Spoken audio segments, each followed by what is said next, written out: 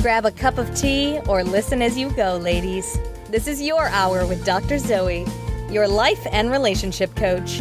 With encouragement, on-point insight, inspiring guests, health tips, and advice, Dr. Zoe helps busy women keep their mind in the game by redefining your superwoman. You're listening to The Dr. Zoe Show. Welcome to The Dr. Zoe Show, Redefining Your Superwoman. I'm your host, Dr. Zoe. I'm a licensed psychotherapist with a doctorate in clinical psychology.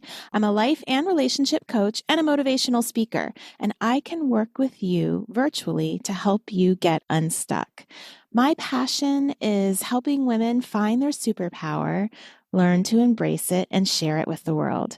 Connect with me by texting the word JOIN to 38470 or go to my website at drzoeshaw.com. So today's topic is why no relationship can make you happy and what you should do about it. And we are going to get to that in just a minute. But first, I'm excited to share this Superwoman win. So my client got a 28.5% raise. Yay! I've been working with her for months, and we've been working on approaching her boss and self-confidence and body language and all kinds of fun stuff to get her in a place where she's really earning what she deserves. And she finally approached her and got a 28.5% raise. Her boss started with a 10%. So woohoo, that is a professional win for me. That is an awesome win for my client. So very excited. So ladies, what that tells you is number one, life coaching can really help. It can make you some money, but really just make sure you're getting paid what you deserve to be paid. Don't expect others to look out for you. Don't expect others to recognize your talent or be willing to really pay for it. You have to do it yourself. It's awesome when other people do, but you're responsible for looking out for yourself. So it's an awesome win for my client. Now she can go to work feeling great about her job because she knows she's getting paid what she's worth. And another little tip to invest in yourself. I can't say this enough. It will pay back. I used to never invest in myself, but I've learned this firsthand and through my clients even how beneficial it can be to invest in a coach. I have a coach. I have a therapist. I have it all now. So yeah, just great win. My fail. Oh, you win some, you lose some. But my fail really boils down to sleep. But I was getting ready for a client. This was a virtual client, so I was seeing him in my quote virtual office, which is my bedroom. And I went upstairs to get set up and ready to see him. And I had to do a little bit of prep before reading some stuff to talk to him, some things that he had sent me. And I read all of the stuff. I was ready and kind of had maybe 5 minutes, just kind of relaxing and waiting for the session to start. The next thing I know, my phone rings. It's kind of those worst case. Like you wake up and you're like, what? Where am I? What just happened? My phone rings. It's my client. It's like 10 minutes after the hour. So I had literally fallen asleep for 15 minutes. I don't even know what position I was in. I mean, I was sitting in a chair. I must have been that tired and didn't realize it. And he woke me up. I'm like, what just happened? And it's funny because then we got on the video and he's like, did you fall asleep? I'm like, I totally fell asleep. I don't know what happened. I was waiting for the session to start and fell asleep. So anyway, that's my fail. And that's just another little wake up call for me is I need to get on my sleep. I've talked to you guys before about that. I need my 7.5. So since then, I've been really good about doing that because I didn't even realize in that moment that I was tired. So great lessons. Wisdom is learning from other people's mistakes. So on to the topic, why no relationship can make you happy. When it comes to this topic about relationships, I'm talking to single women. I'm talking to married women. I'm talking to women who are dating. I am talking to all women out there because we all have relationships.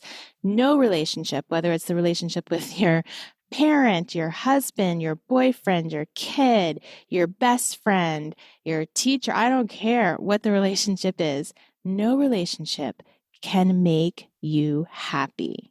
When I hear these words, He doesn't make me happy anymore. I always cringe a little bit inside. And I even cringe when someone says, he makes me so happy, because inevitably the flip side is coming. A relationship is not meant to make you happy. It's nobody's job to make you happy but your own. I do believe that God made us humans to be in relationship with each other, to need relationship from each other. I know that. Research has shown that. But when you assume that someone else should be making you happy, you're committing these 4 crimes against yourself. First, you're giving them control over your emotions. Your emotions suddenly become a roller coaster based on how the other person is feeling or how you perceive them to be feeling. That's a big one. And you're no longer in control of yourself. You've just given them full control over your emotions. If you're saying, make me happy, I expect this relationship to make me happy. Number 2 is you don't take ownership and responsibility of your own feelings and your own happiness. Number 3, you create failure in this. So maybe everyone else in your life has failed you, your parents, your best friends, your family. And one day you meet this guy that makes you feel loved, and you're trying to fill voids that others have left with a relationship. But what happens is that you end up just idealizing and idolizing this person. And if your partner is human, which I assume that they are, he will fail. It's just a matter of when and how. And boom, now you're not happy anymore. That's the critical mistake. Humans fail each other in relationships, not purposefully, not because we want to hurt people, but because that's part of being human. And you cannot rely on someone else for your happiness. And when you are putting, number 4, when you're putting an unreasonable and unfair burden on your partner, you're saying, this is now your responsibility, my happiness. It's already unhealthy. It's an unhealthy relationship. Because if you don't even know how to make you happy, how in the world do you expect him to figure it out? He can't. You're just setting him up for failure. A relationship isn't meant to fill the voids that others have left. It isn't meant to replace or to help you forget anyone. A relationship isn't a solution to all the messed up people you've had to endure. So, okay, maybe you're asking, what's the point of a relationship then? Well, let me tell you. Relationships are about partnership. 2 are better than 1 because 2 can get stuff done. A healthy relationship is reciprocal, where you guys are partners in everything or almost everything. You're working together for your goals, for your family business, whatever it is you're trying to accomplish. Relationships, healthy ones, are about a partnership, about working together for common goals, passions, ideas, and supporting each other. Relationships are also about growth. A good partner puts a mirror up to your face and challenges you to grow. Now, growth doesn't always feel good or make you happy, especially in that moment. That's another reason why you can't expect somebody else to make you happy, because really that purpose of the relationship, part of it is for growth. And so that mirror helps you grow. It doesn't make you happy, but it does make you healthier. A relationship is also about healing. I truly believe that our healthiest relationships, and imagotherapy is kind of based on this idea that we seek people out to heal ourselves. And our healthiest relationships do create healing because we love each other through our awesome and we love each other through our disgusting. And in the process of being vulnerable, truly vulnerable with somebody else, we develop areas that were previously weak. And this is healing. Now, I'm not saying, of course, that happiness cannot be found in a mature, loving relationship. It can be. And actually, happiness is an inevitable consequence if you 2 are really growing together. But happiness is not the goal. Happiness is a byproduct of working towards the goal of growth, partnership, and mutual healing.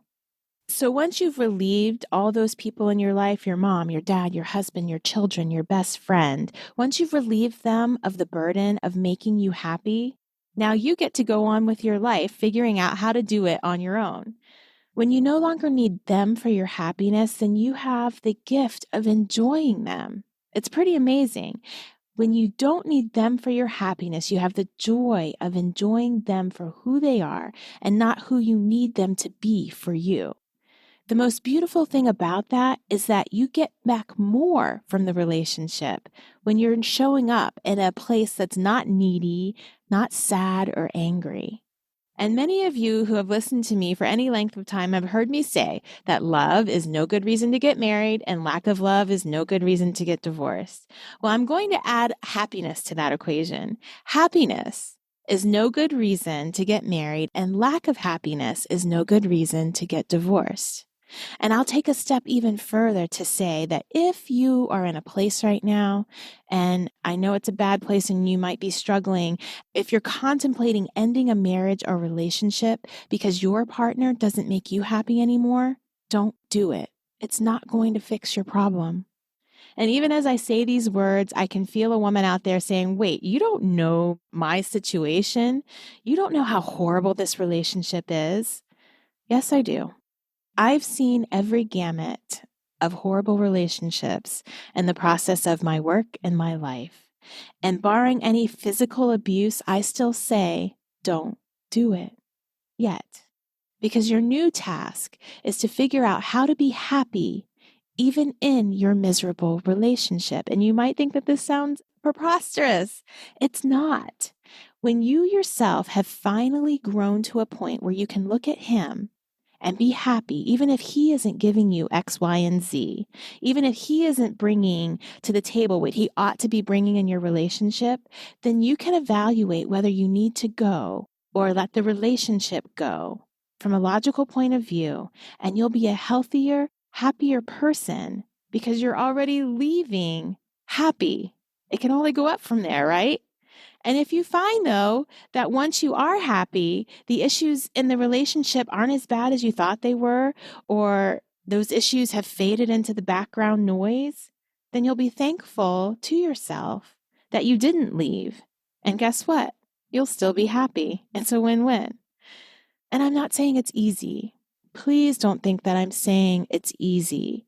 It's simple. Just like running a marathon is very simple. You just keep putting one foot in front of the other for 26.2 miles. Simple, right? But it's not easy. It takes some real soul searching, on purpose kind of living that is totally doable when you begin to make a habit of being happy. And you have to be happy on purpose. It does have to be a purposeful thing. It has to be something that you are intentioning. Abraham Lincoln said that most people are about as happy as they make up their minds to be. And I think those words are so truthful. I've learned them in my life over the course of my life. I've learned how to be happy in many, many situations.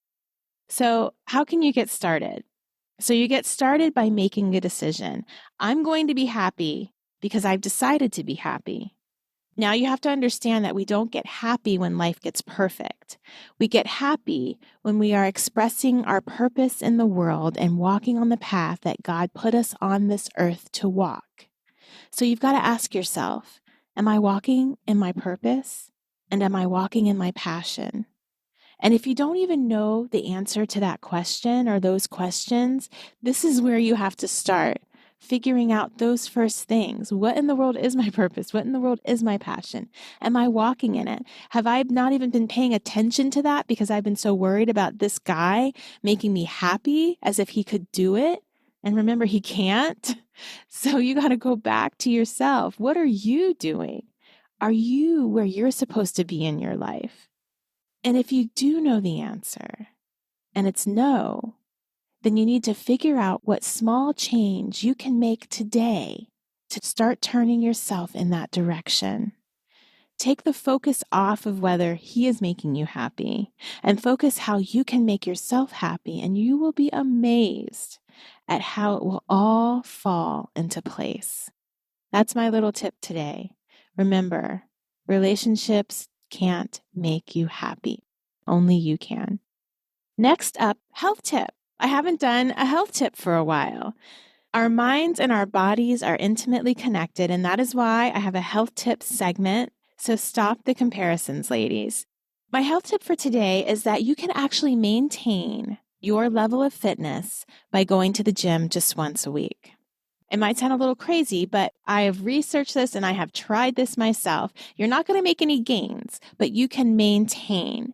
So when you get yourself to a point where you are happy, there's that word happy, content with where you are physically, and it probably takes working out 5 days a week or 4 to 5, maybe even 6 days a week. But when you get yourself to that point, and I was doing that for a while, and I was going to the gym 3 times a week. And about a year ago, I kind of got myself to a place where I was really happy with my body. And I decided, okay, I need to spend less time at the gym and more time doing other things in my life. Is this even possible? So I started researching it and looking it up. Is it possible to maintain going once a week? And I figured out how to do it. So I go to the gym only on Sundays. Now, I didn't say you can only work out once a week. I work out more than that. I work out probably about 4 times a week at least. But on the other days that I don't go to the gym, I do a 30-minute workout, nothing more. I have no time for anything more. And I go to the gym for about 2 hours on early Sunday morning, and I'm able to maintain. The beautiful thing is when you get yourself to where you want to be, you can actually maintain with doing less than you were when you were getting yourself there. So that's my little health tip. Next up, real talk. So this is Real Talk, where I answer questions from my listeners and I share my own musings and encouragement. Please reach out if you have some questions you'd like me to address on the show. All questions are anonymous. I take your confidentiality seriously as if you were my own client. You can email questions to Zoe at drzoeshaw.com or connect with me on any of my social medias. And this question was curated from my column at thegritandgraceproject.org. And you can always submit your questions directly to me by emailing me at zoe at drzoeshaw.com. So here's the question. My 12-year-old middle child gets very angry. He's belligerent and moody and verbally unkind to his immediate family. What are some ways to handle this aggressive behavior? Well, I've been a mama of a 12-year-old 3 times so far, 2 boys and a girl, and I know how very difficult they can be sometimes. Occasionally, their wonderful, beautiful, brilliant self shines through and you're like, there's my kid. There you are. I missed you. And then they disappear again. So clearly, though, your son is angry. And let's make an assumption, which I think we should always do, is that he has a good reason to be angry. I don't know what his reason is. Part of your job is to figure that out. But what you can do is let him know that you feel that his anger makes sense. So you validate his anger. And this is really important because when you validate anybody's anger, you can sit there and watch it dissipate. This is like customer service 101, right? It's the customer is always right, but you also always validate whatever the customer is feeling because it actually works. So validate your son's anger and watch how it dissipates. Because when we don't feel validated, we feel like we have to argue and be loud and difficult in order to make sure that the other person actually sees our pain. And he may not have big pain. It might only be, the painful angst of adolescence and his developmental stage, but pain is pain and he feels it. So once you've established with him that his anger makes sense and that it's okay, then your job is to teach him how to express it and redirect it in a healthy way. These are things we actually have to be taught. And a lot of times parents are just kind of trying to dampen down their kids' anger, like you shouldn't be angry and don't do that and that's not okay, instead of going, hey, you know what? If that happened to me, I'd be angry too. And this is what you can do about it. So he needs to know that you will never punish him for being angry or even for having a bad attitude. That's a little bit of a stretch, I know, but some things you do have to ignore. And I know from experience that a sullen preteen is no fun and they can kind of spoil the whole deal, but it's actually not really grounds for punishment. You've got to let him know that all of his emotions are good emotions, even anger, even sadness, it's not really an emotion, but us having to deal with them being difficult. You've got to let him know that it's okay to be angry, but it's never okay to make bad choices when he's angry. So here's a good set of rules for preteens and their anger. These are healthy ways that you can talk to your preteen about expressing their anger. Number 1, talk it out, right? This is a hard one because sometimes with boys, you have to actually give them words for their anger. And it's okay for you to say something like, I'm guessing you might be angry because your dad and I made a decision about your life without even consulting you. And this actually gives an opportunity to correct you maybe and say, no, that's not why I'm angry, or to tell you what's really going on, or maybe even just to feel understood. Next, you can suggest that he write down any thoughts or words, yes, even bad words, anything that he's thinking or feeling. Suggest that he put it on a piece of paper. Now, here's the thing. No one's going to read that paper. He's going to write it down and he's going to rip it, shred it, whatever he needs to do, and get rid of it. And the cool thing with this exercise is that it helps to release a lot of negativity that he really shouldn't be holding and maybe can't really talk about. And the even better thing is that he gets to actually destroy the evidence, which is kind of both symbolic, because he's destroying those yucky feelings. And it also keeps his thoughts confidential, which he deserves to have. So when he knows that no one's going to read them, then he'll probably be a lot more blunt and honest, and that can be a really cathartic experience for him. Next, a really good tip is punching a pillow. It's one that I teach my younger ones all the way up to my, adolescents. You might not like the idea of teaching your son to punch anything, but trust me, punching a pillow or a punching bag will not lead to punching people or self-harm. Actually, it's quite the opposite. Physical moderate activity, especially when you're verbalizing at the same time, releases chemicals that calm you down, and punching soft things can actually create this experience in a healthy way. So just because you're teaching your son to punch things when he's angry does not mean that he's going to generalize and punch things that are inappropriate. Once again, you're always reinforcing that anger is fine. The way you behave is super important because it's not ever excusable to have bad behavior when you're angry. So make sure your son also knows, of course, that, there are those boundaries and that some things are absolutely unacceptable when he's angry. You might want to just make it super clear. So what are the unacceptable things that are not okay to do when you're angry? Number 1, it's not acceptable to be disrespectful by words or behavior. Number 2, becoming physical with another person or yourself in any potentially harmful way is totally unacceptable when you're angry. And number 3, breaking the rules. So ultimately, it's important to know that anger is really just an emotion that tells us something doesn't feel right. That's it. That's what anger is. You don't need to fear your child's anger, and I wouldn't even worry that it's necessarily a sign of anything bad. You just need to talk to him openly when he's not angry, and give him some tools to deal with his anger in a healthy way. Your job is to stay consistent, constant, to not move up and down with his emotions, and you need to be the rock that centers him. You've got this. Reach out if you need some more help. Thanks for tuning in to the Dr. Zoe Show. New shows go up on Tuesdays. Subscribe so you don't miss a show. And if you're interested in coaching or therapy, or you just want to get a little more help, go to my website at drzoeshaw.com or any of my social medias at the handle Dr. Zoe Shaw. Join my free newsletter by texting the word join to 38470, and I look forward to speaking with you wonderful ladies on social media throughout the week. Have a super week. You've been listening to The Dr. Zoe Show, redefining your superwoman, with your host, Dr. Zoe Shaw. Don't forget to sign up for her monthly newsletters to get encouragement, tips, and skills for keeping your mind in the superwoman game. Connect with her now at www.drzoeshaw.com. Tell your friends and subscribe to her podcast on iTunes. Join us next time for another edition of The Dr. Zoe Show.